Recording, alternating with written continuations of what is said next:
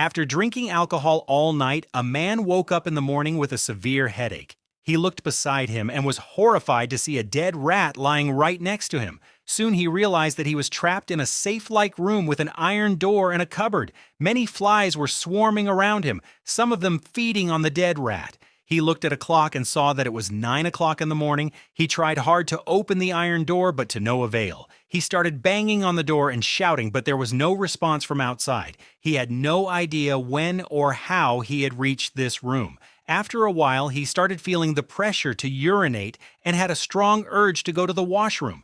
At first, he thought someone was playing a prank on him. He thought the room belonged to a man named Fletcher, who used to work with him. He jokingly said Fletcher would be fired as soon as he got out, but after some time, he realized there was no sign of anyone outside. He took his phone out of his pocket and called Fletcher, but there was no signal. This meant his connection to the outside world was completely lost. He tried to open the metal cupboard in the room, but it was locked. He even searched for hidden cameras, but found nothing. He was now at a loss. Gradually, his irritation turned into anger. He started shouting loudly at his colleagues. Filled with rage, he took off his belt and began banging on the metal door. After a while, he stopped because he hadn't eaten anything in a day. A whole day passed. When he woke up again and checked his phone, it slipped from his hand and broke.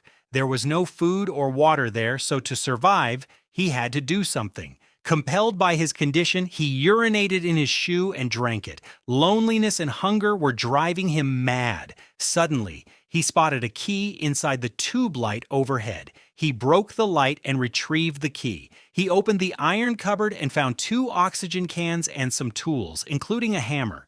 He tried to break the iron door with the tools but couldn't even scratch it. He used a welding machine to burn the door, but he didn't know how to use it properly. Seeing the fire from the welding gun gave him an idea. He planned to use it to trigger the fire alarm so he could get some water, but the alarm turned out to be fake. He then tried to break the door lock with a hammer, but the door was so strong that even a knife couldn't damage it. Extremely distressed by hunger and pain, he fell into depression. To vent his anger, he started banging on the cupboard, but after some time, he calmed down. Then he saw a hole in the wall and immediately took a hammer and started breaking it. He tried to dig a tunnel to escape. The oxygen level in the room was gradually decreasing, so he opened an oxygen can and inhaled it. But after some time, he began to feel dizzy and quickly closed it. He noticed insects on the dead rat. To survive, he forced himself to eat the insects. After satisfying his hunger slightly, he continued digging the tunnel. After a lot of hard work, he enlarged the hole and began to see iron rods inside the wall. He removed them with the help of the welding tools and kept breaking the wall. Soon light began to shine through and he jumped with joy. The hole became big enough for him to crawl through. But as soon as he went outside the wall, the ground beneath his feet slipped. He realized he was not in the outside world but in another similar room. All his hard work had been wasted. Frustrated, he started banging on the iron door again. After calming down, he looked around and saw a red coffin in the corner of the room. He carefully removed the lid and looked inside. His eyes widened when he saw a beautiful girl lying inside. She didn't look dead, just unconscious. When he woke her up, she panicked. When he tried to talk to her, he realized they didn't understand each other's language. Frightened, the girl hid in his old room. The man had no strength left to explain anything, so he decided to sleep inside the coffin. In the middle of the night, the girl came near him and signaled that they should continue digging the tunnel, but hunger and thirst had made him extremely weak. His hands were injured from digging. The girl picked up the tools and started digging herself, but it wasn't easy. After some time, she felt the urge to urinate and ran toward another room. But the man stopped her with gestures. He hadn't had water for 3 days. The girl understood and urinated in his shoe so he could drink and survive. Although she didn't understand his language, she understood what needed to be done to survive. The man tried to teach her how to eat insects, but she refused. He again tried to drill a hole in the wall, but even after a long time, he made only a small dent. The girl became disappointed and started crying. He tried to calm her down and she began singing softly. While digging, the hammer accidentally hit the man's hand. The girl quickly tore a piece of cloth and tied it around his wound.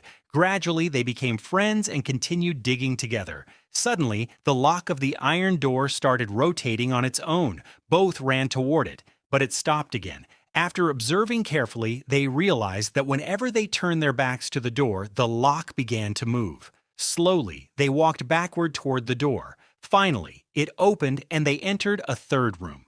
Unfortunately, this room was also similar, with another iron door and an empty grave placed inside.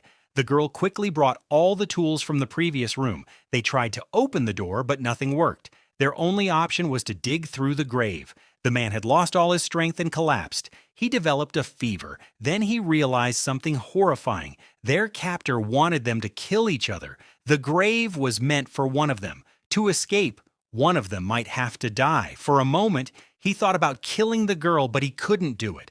All hope faded, and he lay down inside the grave, waiting for death. The girl tried to keep him awake, slapping him lightly and shaking him, but he barely responded. She went to the door and screamed, but no sound came from outside. Finally, in desperation, she wiped his face with her tears and tried to keep him conscious. If he died, she wouldn't survive long either. Somehow she managed to keep him awake through the night. After some time, both collapsed from exhaustion. When the man opened his eyes again, he saw the girl sleeping beside him. Suddenly, they heard the sound of the door lock turning again. Just like before, they moved toward the door with their backs facing it. The man was now too weak to walk, so the girl supported him. This time, the door finally opened. In front of them was an unbelievably beautiful sight.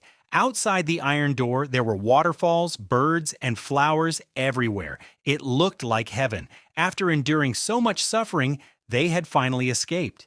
They looked at each other and smiled with relief and happiness.